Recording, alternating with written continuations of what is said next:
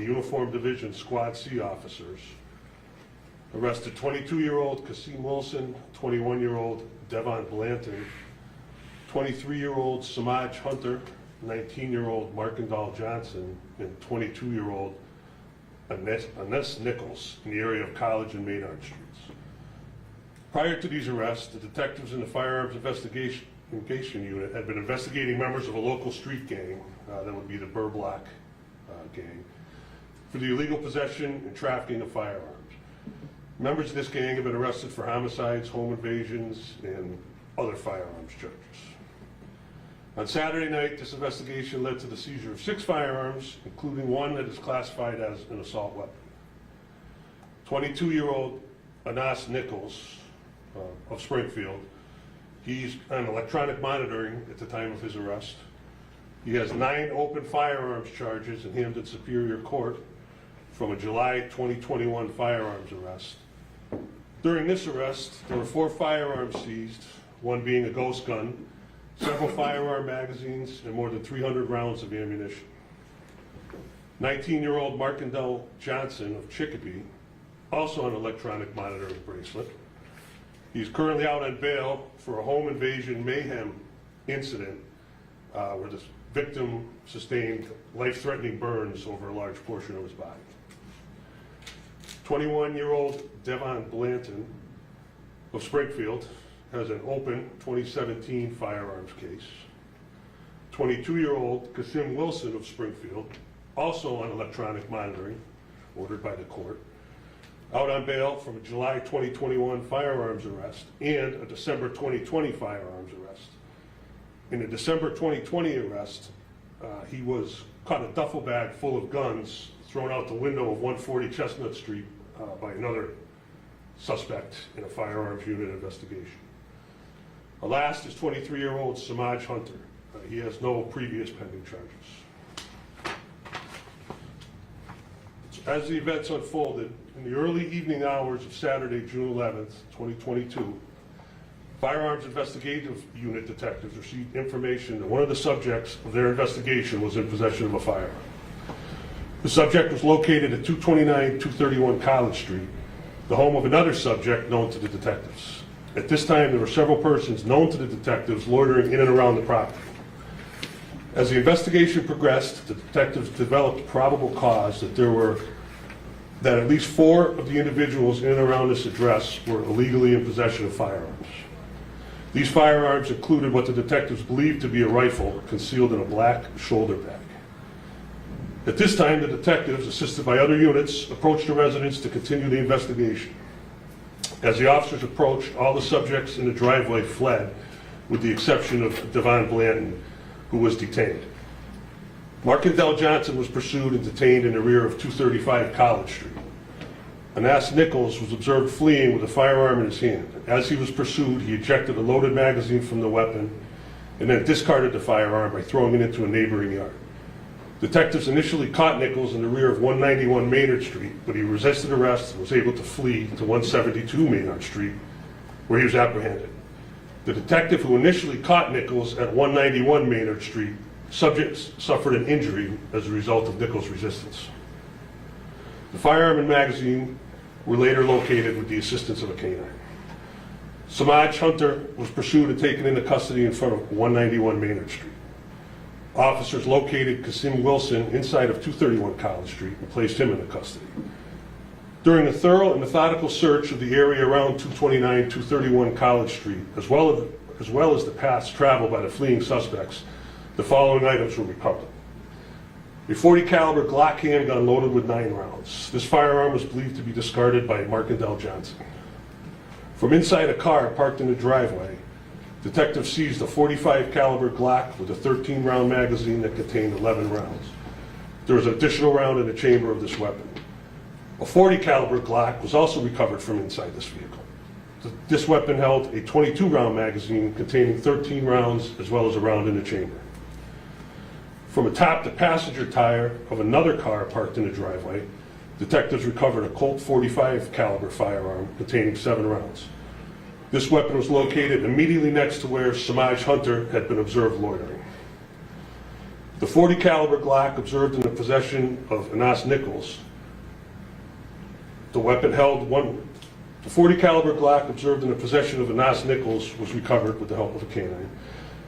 This weapon held 1 round in the chamber. The magazine that Nichols ejected from the weapon during this pursuit was also recovered and found to contain 10 rounds. In the black bag, observed to be in the possession of Kasim Wilson earlier in the investigation, officers recovered a .556 caliber rifle containing a 30-round magazine. This magazine held at least 4 .556 caliber rounds. An additional round was located with this rifle. This rifle meets the legal definition of an assault weapon under Massachusetts general law. This investigation is ongoing at this time, and I will say that if you look at the firepower on that table in front of you, I don't think you can say enough about what those guys did the other night. They went up there completely oblivious to their own safety, and they took a lot of bad guys off the street and a lot of firepower off the street, and I couldn't be prouder of these guys. Thank you. Mr. Mayor? Thank you. First of all, on behalf of Police Superintendent Clapper, Deputy Chief Steve Kent, Captain Brian Keenan, his gun unit has done tremendous work. You see these weapons here. You think some of the judges I complain about would have these allowed in their neighborhoods to threaten their families and friends? No, they wouldn't. And they shouldn't be in my neighborhoods threatening my residents and business community, period. You want to stop gun violence? You got to lock these repeat violent criminal offenders, the 1 or 2%, keep them locked up. That's how you're going to stop gun violence. These individuals that the brave and dedicated men and women in blue took off the streets in these dangerous weapons are repeat violent criminal offenders. Some who are on GPS monitors and bracelets. And you know what? They keep doing it because they don't give a, I can't say what I want to say, because they know they're going to go to court and get a little, be a good boy now. Be a good boy. I know we come before you left and right. We've tried to change the laws. I have bail legislation, which State Representative Angelo Pupolo continues to put across for me in the state legislature. Governor Baker, on his dangerousness bill, trying to gain some traction. He has those meetings with those domestic abuse survivors, and yet there's no movement with the state legislature. There's laws on the book. We need our judges to enforce these laws. Whatever happened to the Bartley-Fox law? That was 1 year mandatory no matter what if you got caught with a gun. So, you know, I have a report card every day or every 4 years when I'm up for election or re-election. And I think maybe it's time that some of these judges had a report card too. Because what is the rhyme or reason that you're allowing these individuals back on our streets, in our neighborhoods, to perpetuate mayhem? Think of how many lives Captain Brian Keenan and his crew saved, or injuries, from taking these individuals off the streets. So, you want to stop gun violence? Keep these bad actors locked up. It's plain and simple. Plain and simple. We have another individual. You know, when somebody breaks into your house, that's personal. When somebody breaks into your car, that's personal. These guys grabbed another guy. 51 arraignments. Car breaks. 51 arraignments. What's it take to hold this guy? Now, same some of the judges, would they want that going on in their neighborhoods? Why is Springfield always looked down upon when it comes to some of the judicial decisions that are being made? Many of the judges do not live in Springfield nor the Springfield area. My people, no matter what creed, color, or background, and business community, don't deserve this. These individuals, repeat violent criminal offenders, they're the ones that have caused this mayhem. They've done it continuously. No judge should feel any obligation to slap them on the hands and let them go on a GPS bracelet or monitor. This is getting sickening now. It is getting sickening. And again, I'm going to fight tooth and nail for my people and business community in the city of Springfield. But it's, we change the law, Sergeant. We try to do that. We're still waiting for legislative movement on that. The governor's still waiting for legislative movement on that. Meantime, these marauders cause mayhem on the streets. They cause families to grieve with injuries or deaths. They all have a long history with the criminal justice system and our Springfield Police Department. And I'm sick and tired, not only putting our residents and business community in harm's way, putting the brave and dedicated men and women in blue in harm's way. As Deputy Chief Kent said, this is heavy-duty firepower here. Heavy-duty firepower here. They get pick off any one of our guys in blue or young ladies in blue at any time. So what kind of message does this send? I mean, there's the judges. I'm not saying no, it's some of the judges. You put them on a bracelet, you put them on a monitor, they don't give you. They still go right back out. They need to be locked up. This gun violence problem can be solved very, very easily. I know it's complicated ways, mental health. These are bad guys. Bad guys. And again, you know what? Maybe we should have report cards on judges. I mean, how are these guys on the streets with the records they have? A judge doesn't have to go out there and console a family on scene in a hospital, God forbid at a funeral parlor or at a wake or in a meeting, and have come back to you saying, Sarno, why was this person on the street? Why didn't you do something about it? Well, we did.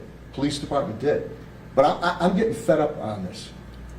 And I'm going to keep speaking out, and I do run into some judges, the judges that say, you're right on the money. And they say to me, they shake their heads at sometimes the colleagues' decisions that are being made. So this is not a deterrent to these violent repeat criminal offenders. They laugh at you. It's a joke. Courts are a joke. That's the way they feel. We have one injury. It's a joke. Nothing's going to happen to us. We're going to go out and perpetuate mayhem. So I ask some of these judges in the court system to look in the mirror, to state, what if this was to happen in my neighborhood area, whatever hamlet I live in, rural or suburban areas? Would they want their family members or friends affected that way? Damn no, they don't.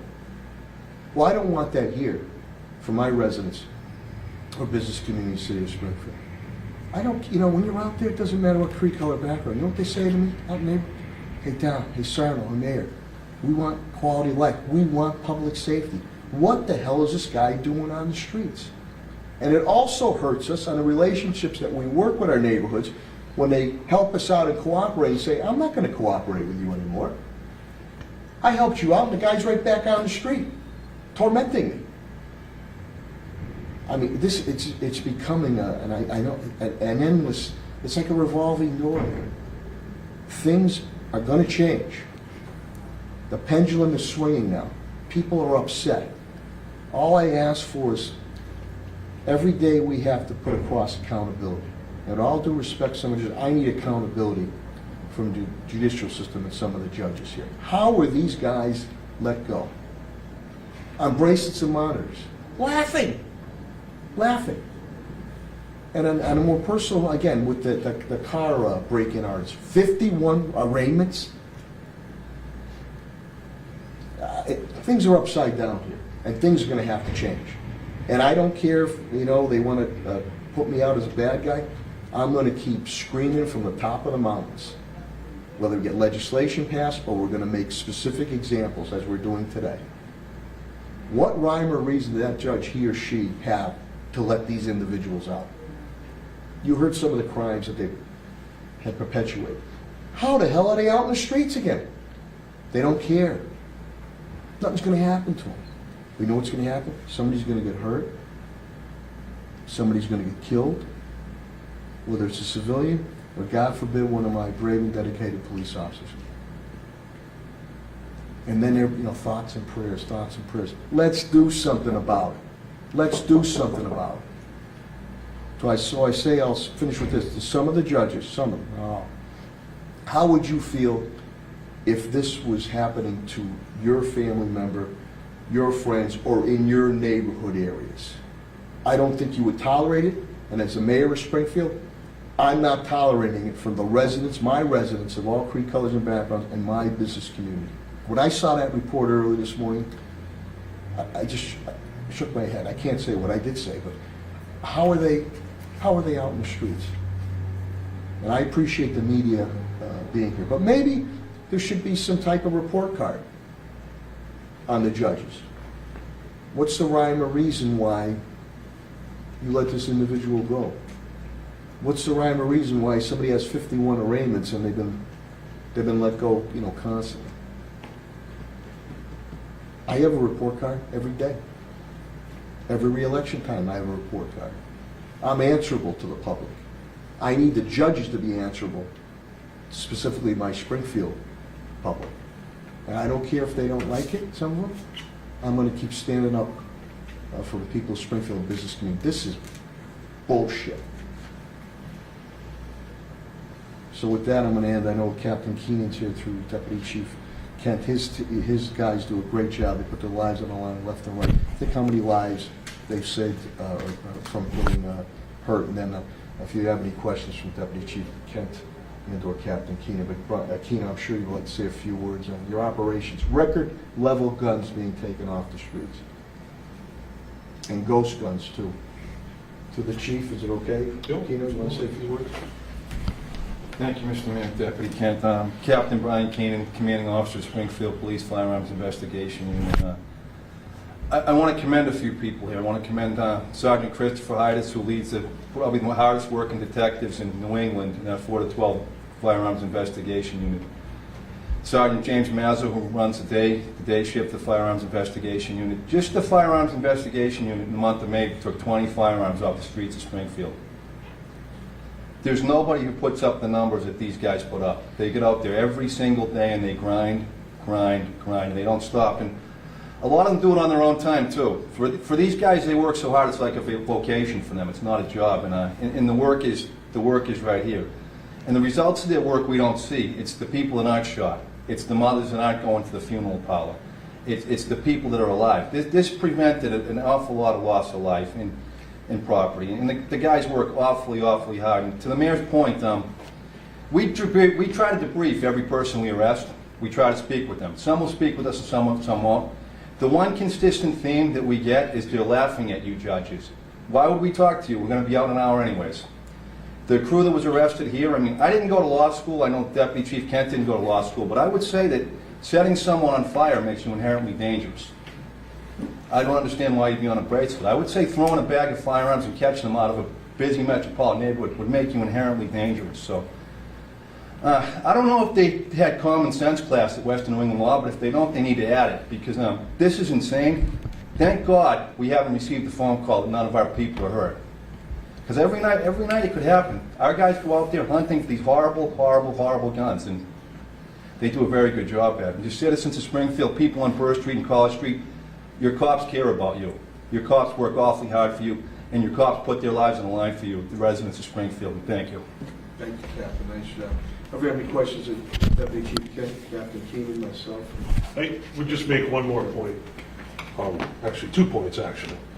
Number one, I'm sure you're all familiar with the area of College Street. It's a thickly settled residential area. Like any other thickly settled residential area on a nice Saturday night, there's children playing in the streets, there's people enjoying their yards, enjoying their lives, enjoying the weather. And next door or across the street or 2 doors down, you have gang members running around with this kind of firepower. And the second point I'll make is that rifle, that .556 caliber rifle, will penetrate a bulletproof vest, penetrate the body, and come out the back of that vest, and probably penetrate the vest of the cop that's standing behind that first cop. So, and those guys knew that when they ran down that driveway, that they were confronting that type of weapon, and they didn't hesitate. Deputy Chief is on the money. Oak Grove, the playground is there, area there, kids, great families there too. They should be put in harm's way. So, the Bill Belichick line. do your job. I'm asking some of these judges to do their jobs, because we don't want any bloodshed. And again, as I open, you want to stop gun violence? I know some other things, but it's pretty direct, simple. Keep these repeat violent criminal offenders locked up. You will subdue a lot of gun violence that occurs at this point in time. So we're very appreciative of the media being here and getting this word out. And I'm hopeful that legislation, whether it's Governor Baker's dangerousness legislation or my bail legislation, it gets some traction in the legislature. But there's laws on the books. Again, I go back to Bartley Fox, which was, you got caught with a gun, mandatory. It was mandatory 1 year. Nobody enforces it. Nobody enforces it. So with that, I'll shut up and, Captain Keenan or Deputy Chief Ken, if you have any questions or comments. A question for either one of you, whoever can answer it. How, obviously they're not obtaining these guns legally, how are they getting into their hands? 2 of those guns there were stolen. They have ghost guns that you can order pretty much completely online that we're seeing a market increase in. And straw purchasers. They have people who can legally purchase, whether it be in Massachusetts or some other part of the country, travel, make the purchases, and they bring them back to Massachusetts. So, there's a variety of different ways. They're going to find a way to get them. That's just the way it is, because in my opinion, there's not a lot of accountability right now if you get caught with one. You know what I mean? And none of these guys are first timers. So why wouldn't you give it a shot? And if you're going to sell guns, you make a lot of money because no one's afraid to be buying one illegally, apparently. So, it's just, something's got to change. Something's got to change sooner than later. We're just heading into summer. I thought I had the numbers. So far this year, Springfield Police Department has confiscated 133 illegal firearms. And we haven't even hit the height of summer yet. So somebody has got to figure this thing out before you have a 5.56 round going into a child's bedroom, or God forbid, or something similar, or through a car window, or some child's out on her way to get ice cream or something like that. It's got to change. Was the assault rifle, was that through a straw purchase, you believe? I don't know. So I don't know. They trace them all after we do our thing with them and process them through our place, through the Springfield Police Department. The numbers will be traced. The ATF traces every firearm that we seize. Where that's going to go, I don't know. Hey, how about the guy on Hancock Street, manufacturing ghost guns? You know what his bail was?